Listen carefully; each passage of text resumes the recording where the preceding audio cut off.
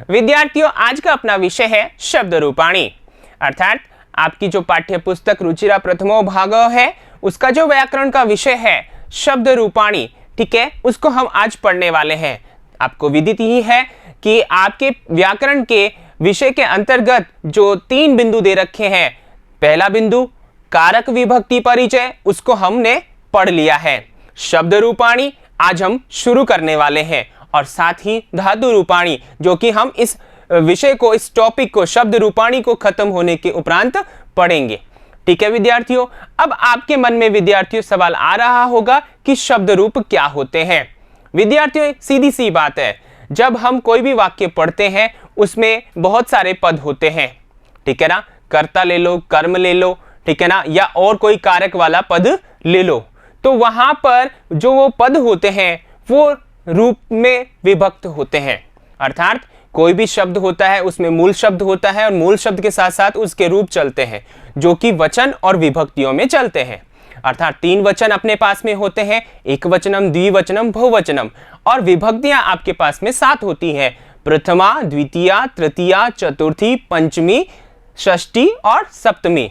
इसके साथ ही एक संबोधनम होता है जिसमें प्रथमा के ही रूप होते हैं, ठीक है ना। तो यहां पर हम तीनों वचनों 7 विभक्तियों में जो रूप बनते हैं किसी भी शब्द के, चाहे वो मेरा नाम हो चाहे आपका नाम हो, ठीक है ना, तो उसके रूप चलते हैं, उसी को हम यहां पर पढ़ने वाले हैं। अब विद्यार्थियों, यहां पर एक बात और ध्यान रखनी है कि हमारे पास 3 लिंग होते हैं, पुल्लिंग, स्त्रीलिंग और नपुंसक लिंग। तो यहाँ तीनों लिंगों में कौन कौन से महत्वपूर्ण शब्द आपके पाठ्यक्रम में रखे गए हैं, आपके स्तरानुसार रखे गए हैं, उन्हीं को हम सरल और सरस भाषा में पढ़ने वाले हैं।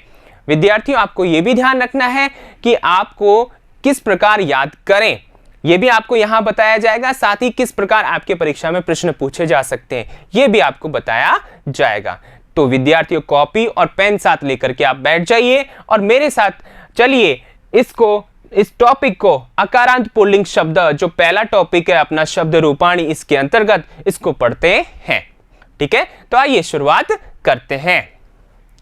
देखिए, अकारांत पुल्लिंग शब्द, जैसा कि विद्यार्थियों आपने पहला पाठ पढ़ा शब्द परिचय, तो वहां पर आपको याद आ रहा होगा कि हमने अकारांत पुल्लिंग शब्द किसे कहते हैं ये परिभाषा पढ़ी थी।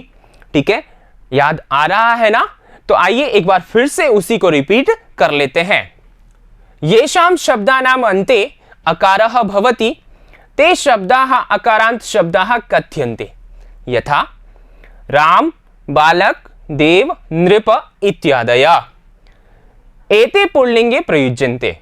ठीक है, अर्थात येषां शब्दानाम अन्ते, जिन शब्दों के अंत में अकारः यानी अवर्ण, अकार का मतलब क्या होता है विद्यार्थियों? अवर्ण यानी अस्वर है, तो अस्वर जिस शब्द के अंत में या जिन शब्दों के अंत में, ठीक है ना, होता है या दिखाई देता है, ते शब्दाः, वे शब्द जो है अकारांत शब्दाः कथ्यन्ते, अकारांत शब्द कहे जाते हैं। जैसे यहां पर देखिए, राम शब्द है, बालक शब्द है, देव शब्द है, नृप शब्द है, यहां हमें अ सुनाई दे रहा है, ठीक है, और साथ में दिखाई भी दे रहा है। दिखाई कैसे दे रहा है? देखिए, यहां पर राम शब्द है, ठीक है ना, अगर हम इसको वर्ण विच्छेद करें, जैसा कि आपको याद आ रहा होगा कि पहले भी हमने किया था, तो इसमें व्यंजन और स्वर को अलग अलग करने को वर्ण विच्छेद कहते हैं। तो यहां र में आ है यानी स्वर और म में अस्वर है, यहां पर ये हलंत है, ध्यान रखना। तो ये अ अंत में आ रहा है ना, तो दिखाई भी दे रहा है, सुनाई भी पड़ रहा है, तो इस वजह से ये अकारांत शब्द कहलाया। और ये जो शब्द हमने देखे, राम, बालक, देव, नृप, घट, मयूर, अश्व, गज, ठीक है ना, ये सारे शब्द क्या होते हैं? पुल्लिंग में प्रयोग किए जाते हैं। ठीक है विद्यार्थियों, एक बात और ध्यान रखना कि हमने नपुंसक लिंग जो है वो भी अकारांत होते हैं, ऐसा पढ़ लिया है और ऐसा होता है, लेकिन कुछ वे शब्द जो है वो पुल्लिंग में प्रयोग नहीं होते, वे अलग ही होते हैं, अकारांत तो होते हैं लेकिन वो नपुंसक लिंग में ही प्रयोग होते हैं, क्योंकि उनका प्रयोग पुल्लिंग और स्त्रीलिंग में नहीं होता है। तो कंफ्यूज नहीं होना है आपको विद्यार्थियों कि यहां पर ये अकारांत पुल्लिंग भी है और अकारांत नपुंसक लिंग भी है, जो कि हम आगे पढ़ेंगे और आपने वैसे पढ़ भी लिया है, ठीक है ना, तीसरे पार्ट में। तो यहां कंफ्यूज नहीं होना है, ठीक है ना। आइए आगे चलते हैं। हम ये पुल्लिंग में प्रयोग होते हैं ऐसा हमने देख लिया। अब यहां पर आपकी पाठ्य पुस्तक में कुछ शब्द रूप दिए गए हैं, तो उन्हीं के अभ्यास के माध्यम से हम आगे बढ़ते हैं। ठीक है, तो आइए, बालक शब्द आपके पाठ्य पुस्तक में दिया हुआ है। अब यहां सवाल ये होता है कि ये जो शब्द रूप है इसको हम याद कैसे करें। ठीक है विद्यार्थियों, यहां पर कुछ तरीके हैं जो मैं आपको बताने वाला हूं, और बहुत ही आसान तरीका है, आपको वैसे समझना है और उसी प्रकार याद करना है। ठीक है, तो आइए शुरुआत करते हैं। सबसे पहले उच्चारण कर लेंगे। अब यहां पर उच्चारण करने से पूर्व आपको मैंने पहले बता दिया, एक बार फिर रिवाइज करता हूं आपके लिए कि एक वचनम, द्विवचनम, बहुवचनम यानी 3 वचन होते हैं, 3 वचनों में रूप चलेंगे, और विभक्ति हमारे पास कितनी होती है, 7 विभक्तियां होती है। ठीक है ना, तो 7 विभक्तियों में ये रूप चलने वाले हैं। ठीक है, तो आइए शुरुआत अपन करते हैं जैसे कि सामान्य रूप से प्रयोग किया जाता है। ठीक है ना, क्योंकि परीक्षा में आपको पूछा जा सकता है कि बालक शब्दस्य सर्वाणि रूपाणि लिखत, बालक शब्द के सभी रूप लिखें, तो वहां पर ये सारे रूप आपको लिखने होंगे। ठीक है ना, तो आइए शुरुआत करते हैं, उच्चारण करते हैं। देखिए, बालकः, बालकौ, बालकाः प्रथमा। ठीक है, बालकः, बालकौ, बालकाः प्रथमा, बालकम, बालकौ, बालकान द्वितीया। ठीक है, बालकम, बालकौ, बालकान द्वितीया, बालकेन, बालकाभ्याम, बालकैः तृतीया। यहां पर ध्यान रखना विद्यार्थियों, बालकैः उच्चारण सही करना है। कभी कभी बच्चे क्या करते हैं, जल्दीबाजी में देखते नहीं हैं और आप क्या कर बैठते हैं, इसको पढ़ लेते हैं क्या, बालके। क्या पढ़ लेते हैं, बालके। भाई बालके तो यहां आगे बनने वाला है सप्तमी में, तो आप ऐसा ध्यान न दें। ठीक है ना, आप सही ध्यान दें और सही से उच्चारण करें। तो क्या बोलेंगे इसे, बालकई।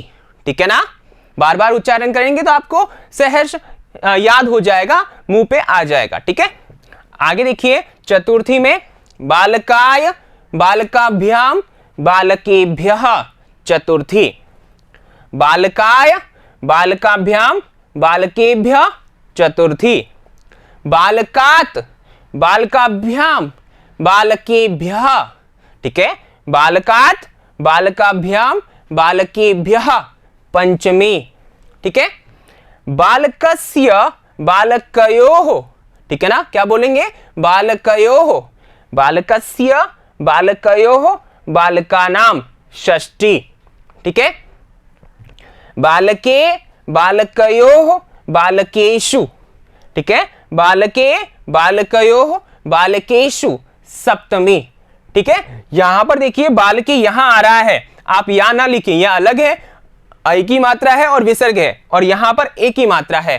ठीक है ना, तो ये सप्तमी हो गई। फिर आगे देखिए, हे बालक, हे बालकौ, हे बालकाः संबोधनम। ठीक है, वापस से उच्चारण कीजिए, हे बालक। यहां पर ध्यान दीजिएगा, बालकः प्रथमा विभक्ति आती है यहां पर, लेकिन यहां बालको है।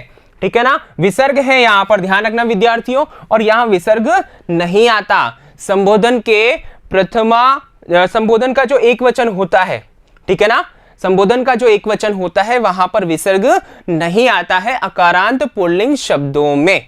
ठीक है विद्यार्थियों, ध्यान रखना है। ठीक है ना, तो यहां विसर्ग नहीं आएगा। तो हे बालक, हे बालकौ, हे बालकाः। ठीक है ना, संबोधनम। एक तरीका तो यह है जिस प्रकार हमने याद किया, उच्चारण किया, बोला। ठीक है ना, अब दूसरा तरीका भी है कि हम कैसे याद करें।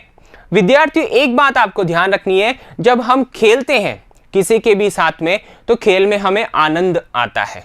ठीक है ना, और एक दूसरे के हम दोस्त बन जाते हैं। ऐसा ही करते हैं ना विद्यार्थियों आप। तो आप इसको अपना दोस्त समझे। किसको, बालक शब्द को, जो शब्द रूप है उसे अपना दोस्त समझे, और क्या करें कि इसके साथ खेलें। जब खेलेंगे तो ये आपका पक्का दोस्त बन जाएगा, आपको याद हो जाएगा। ठीक है ना, अब याद कैसे करना है, खेलना कैसे है, तो वो मैं आपको बताता हूं। एक तरीका तो मैंने बता दिया, दूसरा तरीका देखिए। दूसरा तरीका है कि आप स्तंभ के अनुसार याद करें।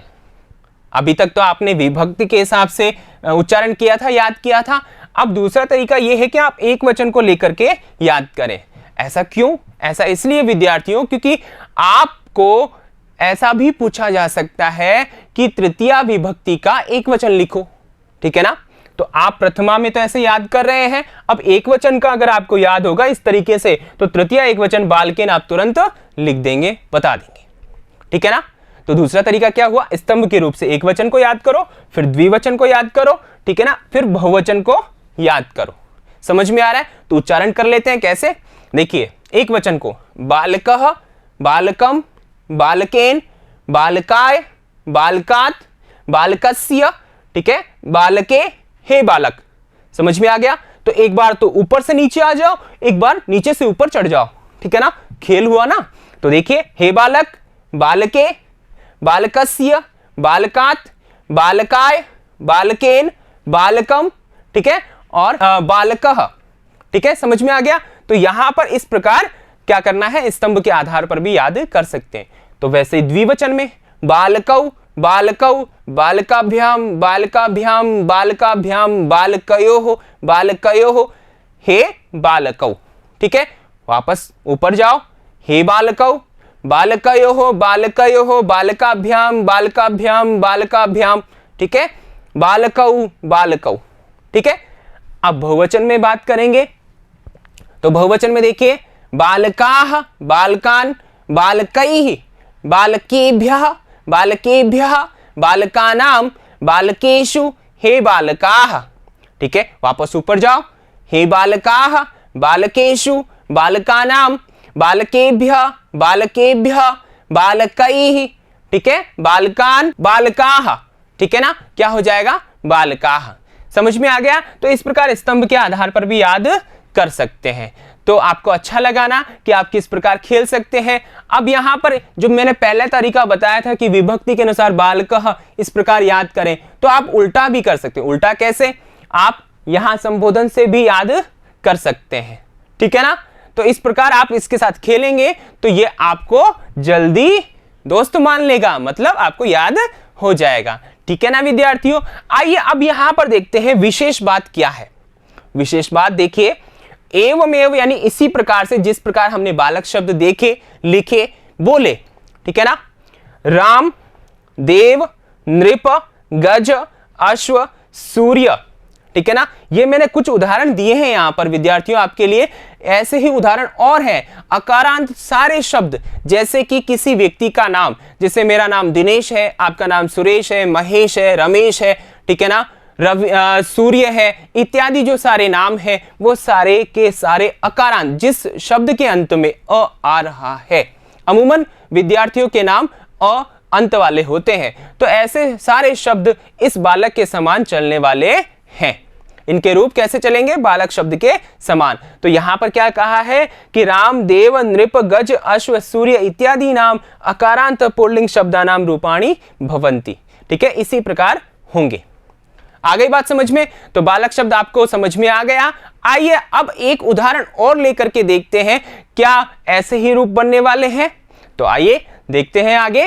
राम शब्द, ठीक है ना, बहुत ही प्रसिद्ध शब्द है।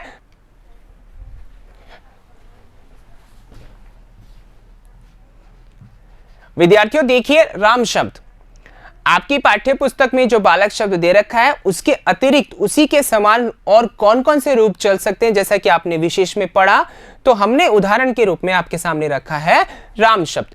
तो देखिए इसका उच्चारण किस प्रकार हमें करना है और किस प्रकार यहां पर हम याद कर सकते हैं, ये भी देखना है, ठीक है। तो आइए विद्यार्थी शुरुआत करते हैं, मेरे साथ आप भी उच्चारण कीजिए, हाँ लिखना ना भूले, ठीक है।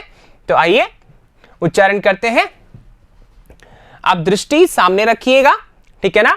विभक्ति के अनुसार हम बोल रहे हैं, जैसा कि हमने पहले देखा था कि प्रथमा विभक्ति, फिर द्वितीया, फिर तृतीया, इस प्रकार से पूरा बोलना है, ठीक है। तो उच्चारण कर सकते हैं आप साथ साथ मेरे।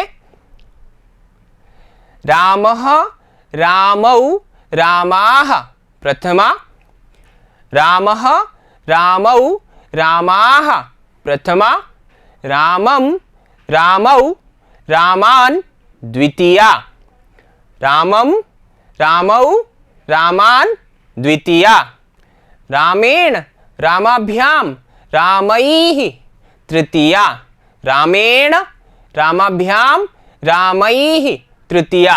ध्यान रखिएगा यहाँ रामई तृतीया बहुवचन जो है और तृतीया एकवचन में रामेण। ठीक है, ये ध्यान रखना है। फिर आगे देखिए चतुर्थी में रामाय, रामाभ्याम, रामेभ्यः, रामाय, रामाभ्याम, रामेभ्यः चतुर्थी। ठीक है, ये क्या है? रामेभ्यः। ठीक है, आगे पंचमी में देखिए रामात्, रामाभ्याम, रामेभ्यः पंचमी, रामात्, रामाभ्याम, रामेभ्यः पंचमी, रामस्य, रामयोः, रामाणाम, रामस्य, रामयोः, रामाणाम षष्ठी। यहां पर देखिए रामाणाम, रामस्य, रामयोः, रामाणाम षष्ठी विभक्ति। आगे देखिए रामे, रामयोः, रामेषु, रामे, रामयोः, रामेषु सप्तमी। ठीक है, फिर आगे देखिए हे राम, हे रामौ, हे रामाः संबोधनम, हे राम, हे रामौ, हे रामाः संबोधनम। ठीक है, तो इस प्रकार हमने विभक्ति के हिसाब से याद किया। और दूसरा तरीका मैंने बता ही रखा है आपको, स्तंभ वाला। कैसे? यहां पर देखिए खेलना है हमें शब्द के साथ में, राम शब्द के साथ में खेलना है। मान लीजिए राम आपका क्या है? दोस्त है और इसके साथ आपको खेलना है और खेली खेल में आपको क्या करना है? इसको जानना है, राम को जानना है। ठीक है ना, जान लेंगे ना। तो यहां पर देखिए आगे स्तंभ के अनुसार एक वचन स्तंभ को रामः, रामम, रामेण, रामा। यहां पर देखिए 3 तक मैंने बोला। ठीक है ना, तो यहां एक एक को 2-2 बार बोले या 3-3 का ग्रुप बना ले आपको बार बार रिपीट करने के लिए। ठीक है ना, जैसे कि रामः, रामम, रामेण। ठीक है, रामाय, रामात्, रामस्य, रामे, हे राम। ठीक है, ऐसा भी बोल सकते हैं, इसके साथ ऐसा भी बोल सकते हैं रामः, रामम, रामः, रामम, रामेण। ठीक है, रामः, रामम, रामेण, रामाय। ठीक है, रामः, रामम, रामेण, रामाय, रामात्। ठीक है, रामः, रामम, रामेण, रामाय, रामात्। रामः, रामम, रामेण, रामाय, रामात्, रामस्य। रामः, रामम, रामेण, रामाय, रामात्, रामस्य, रामे। ठीक है, रामः, रामम, रामेण, रामाय, रामात्, रामस्य, रामे, हे राम।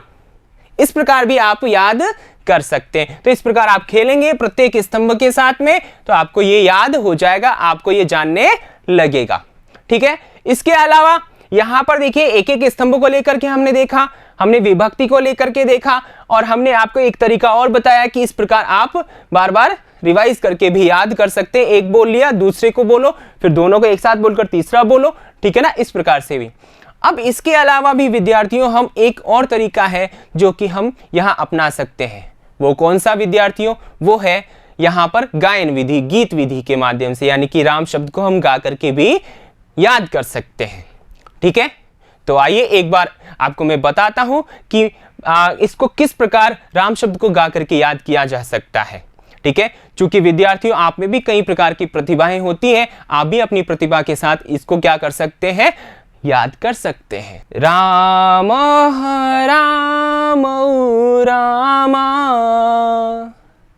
रामम राम रामान, राम राम रामा, रामम राम रामान, रामेण, रामाभ्याम, रामेण, रामाभ्याम, रामैः तृतीया विभक्ति, रामैः तृतीया विभक्ति, रामाय, रामाभ्याम, रामेभ्यः, रामात्, रामाभ्याम, रामेभ्यः,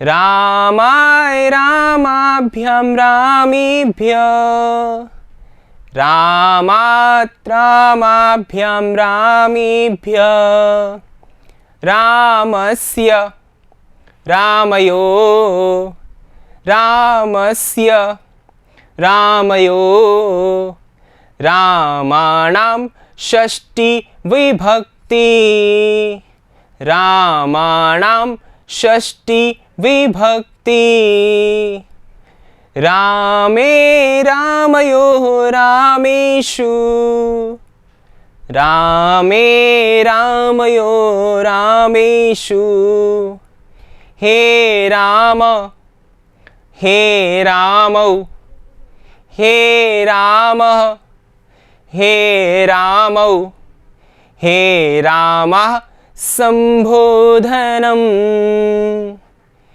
हे रामः संबोधनम् हे रामः संबोधनम्। ठीक है विद्यार्थियों, तो इस प्रकार हम गीत विधि के माध्यम से भी राम शब्द को याद कर सकते हैं। आप बार बार अभ्यास करेंगे, बार बार जैसे मैंने तरीके बताए हैं उस प्रकार अभ्यास करेंगे तो आपको ये राम शब्द याद हो जाएगा, आपका दोस्त बन जाएगा, पक्का वाला दोस्त बन जाएगा। ठीक है ना विद्यार्थियों, तो जैसा कि मैंने कहा कि आप में भी बहुत सारी प्रतिभाएं हैं, तो आप भी अपने तरीके से मेरे बताए हुए तरीके के अलावा भी अपना तरीका कोई अपना सकते हैं और इनको याद कर सकते हैं। ठीक है, तो ये हमारे बालक शब्द और राम शब्द हुए। आइए अब जानते हैं कुछ अभ्यास प्रश्न कि परीक्षा में किस प्रकार अभ्यास प्रश्न पूछे जा सकते हैं। आपको देखिए, पहला प्रश्न है अपना रिक्त स्थानानि पूरयत। जैसा कि विद्यार्थियों मैंने आपको बताया था कि पूरे शब्द लिखने को भी आपको दिए जा सकते हैं और रिक्त स्थानों में भी दिए जा सकते हैं, तो वो सारे सभी प्रकार हम यहां पर पढ़ने वाले हैं। ठीक है, तो देखिए यहां पर रिक्त स्थानों की पूर्ति करनी है। यहां पर 4 प्रश्न आपके हैं एक ही प्रश्न में। पहला प्रश्न आप देखेंगे तो देख पा रहे हैं कि रिक्त स्थान है, द्विवचन दे रखा है और बहुवचन क्या है, रिक्त स्थान है, और आपको विभक्ति भी दे दी कि द्वितीय का रूप लिखना है। ठीक है, पूरे रूप नहीं पूछे, यहां पर द्वितीय का रूप लिखना है। तो विद्यार्थियों यहां जिस प्रकार राम शब्द और बालक शब्द आपने पढ़े हैं, तो वहां द्वितीय विभक्ति में आप जाइए और वहां पर क्या बनेगा, चूंकि यहां शब्द रूप पहचानना जरूरी है, क्या कि कौन सा शब्द है यहां पर। ठीक है ना, तो जो आपको बताए हैं, जिस प्रकार विशेष में बताया है, जिस प्रकार बालक राम शब्द बताए हैं, उसी प्रकार यहां पर रूप लिखने हैं। ठीक है ना, तो लिख लेंगे, मुझे ऐसी उम्मीद है, आपसे पूरा विश्वास है आप पर। द्वितीय में फिर है यहां पर देखिए, जो दूसरा प्रश्न है उसमें चतुर्थी विभक्ति पूछी है और यहां पर शब्द जो है वो कौन सा है मैं आपको बता देता हूं, गज शब्द है। यहां देव शब्द है, यहां पर गज शब्द है। तीसरे प्रश्न में देखिए अश्वेशु, ये सप्तमी विभक्ति है और यानी कि यहां अश्व शब्द है। ठीक है, और चौथे में यहां पर देखिए संबोधन का है, नृप शब्द है। तो इस प्रकार यहां रिक्त स्थानों की पूर्ति आपको करनी है। मैं उम्मीद रखता हूं आपसे कि आप इनके उत्तर सही तरीके से आप अपनी उत्तर पुस्तिका में लिखेंगे। ठीक है विद्यार्थियों, तो अगले भाग में मैं लेकर के आऊंगा आकारांत स्त्रीलिंग शब्द। तब तक के लिए मुझे दीजिए विदा। धन्यवाद।